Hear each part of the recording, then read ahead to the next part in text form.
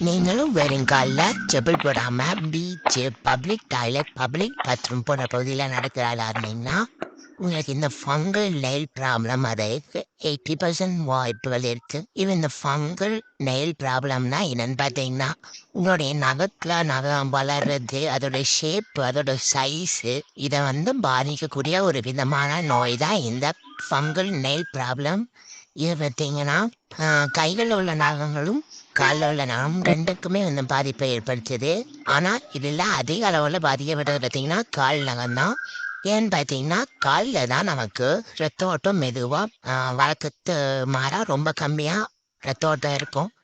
அதுக்கப்புறமேலா நம்மளுடைய பாடியில பார்த்தீங்கன்னா, இந்த பிளட் ஃப்ளோ கம்மியா இருக்கிறதுனால நம்ம கால்ல நோய் எதிர்ப்பு சக்தி கம்மியா இருக்கு. அதுக்கப்புறமேலா இந்த ஃபங்கல் பார்த்தீங்கன்னா, இருட்டு மற்றும் வார்மா இருக்கிற இடத்துல தான் அதோட எண்ணிக்கை பெருகும். இந்த காரணங்களால நம்ம கை நகங்களை விட கால் நகங்கள்லாம் இந்த ஃபங்கல் நெயில் ப்ராப்ளம் அடிக்கடி வருது. இது எந்த ஏஜ் பீப்புளுக்குனாலும் வரும். சின்னவங்கலேருந்து பெரியவங்க வரைக்கும் யாருக்கு வேணா வரக்கு வாய்ப்பு இருக்கு. ஆனா 91.6% ரொம்ப வயசானவங்களுக்கு தான் இந்த ஃபங்கல் டோன் நெயில் ப்ராப்ளம் வந்திருக்கு. ஆனா இப்போ பார்த்தீங்கன்னா, கடந்த 1 மாசமா நம்ம ஏஜ் பீப்புளுக்கு வர ஆரம்பிச்சுட்டு 18 to 13 வரைக்கும் இருக்கிற வயசு உள்ளவங்களுக்கும் அதிக அளவுல பரவ ஆரம்பிச்சுட்டு. ஸோ இது எதனால வருது அப்படின்னு பார்த்தீங்கன்னா, ரொம்ப வியர்வையை ஏற்படுத்தக்கூடிய ஷூஸை ரொம்ப நேரம் போட்டிருக்கிறதுனாலையும், பப்ளிக் பாத்ரூம் பப்ளிக்கா உள்ள ஈரப்பதமா இருக்க அந்த இடங்கள்ல செப்பல் போடாம நடக்கிறதுனாலையும்,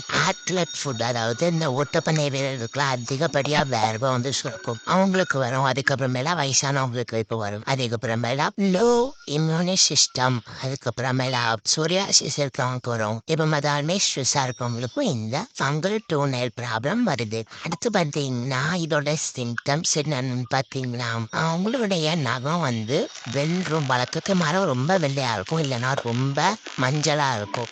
அதுக்கப்புறம் வழக்கத்துக்கு மாறா ரொம்ப திக்கா இருக்கும்.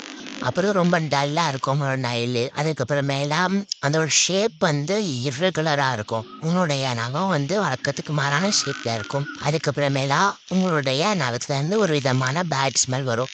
இந்த மாதிரி சிம்டம்ஸ் இருந்துச்சு அப்படின்னா, உங்களுக்கு ஃபங்கல் டோனல் டிசீஸ் இருக்கு. ஸோ இதுக்கு நீங்கள் டாக்டர்கிட்ட போய் பார்த்தீங்க அப்படின்னா, உங்களுடைய நகத்துலேருந்து ஒரு பீஸ் ஆஃப் சாம்பிள் எடுத்து உங்களுக்கு எந்த விதமான ஃபங்கலால அஃபெக்ட் ஆயிருக்கா அப்படிங்கிறத கண்டுபிடிச்சிருவாங்க. அதுக்கேற்ற மாதிரி ட்ரீட்மெண்ட் கொடுப்பாங்க. இது எந்தெந்த ஃபங்கல்னால வருது அப்படின்னு பார்த்தீங்கன்னா, மோஸ் ஹாஸ்பெட்லஸ் நியோசிட்டோலிடியம், அக்ரோனோனியம் ஸ்பைசஸ் போன்ற பூஞ்சைகளால வருது. இதில் நீங்கள் டாக்டர்கிட்ட போனீங்க அப்படின்னா, இதில் எந்த பூஞ்சையினால் அவங்களுக்கு ஏற்பட்டிருக்கு அப்படிங்கிறத கண்டுபிடிச்சிருவாங்க. ஆன்டி ஃபங்கல் டேப்லெட் சாப்பிட்ற மாதிரி இருக்கும். அதுக்கப்புறமேலா க்ரீம் யூஸ் பண்ணுற மாதிரி இருக்கும். Anti fungal cream. இப்போ நம்ம இதுக்கான ஒரு ஹோம் ரெமெடி பார்க்கலாம். இந்த ஹோம் ரெமெடியை நீங்கள் 30 நாளுக்கு தொடர்ந்து யூஸ் பண்ணிங்கன்னா கண்டிப்பாக ரிசல்ட் பார்க்க முடியும்.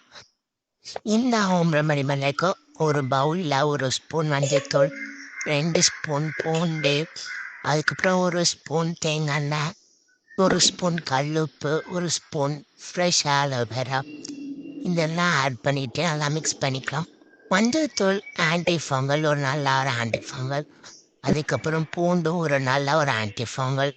உப்பு பார்த்தீங்கன்னா பாக்டீரியா பூஞ்சைகளை கொள்ளும். அதுக்கப்புறம் தேங்காய் எரிச்சல் இல்லாமல் அவங்களோட ஸ்கின்னை மாய்ஸ்சரைஸாக மெயின்டைன் பண்ணும். அதுக்கடுத்து ஆலோவேரா ஒரு நல்ல ஒரு ஆன்டி ஃபங்கல் ஆன்டி இன்ஃப்ளமெண்டரி ப்ராப்பர்ட்டிஸ் இருக்குது. ஸோ இந்த பேஸ்ட்டை நீங்கள் நைட் அப்ளை பண்ணிட்டு மார்னிங் வாஷ் பண்ணிடலாம். இந்த மாதிரி டிப்ஸ்க்கு நம்ம சேனலை சப்ஸ்கிரைப் பண்ணிட்டு லைக் பண்ணிடுங்க.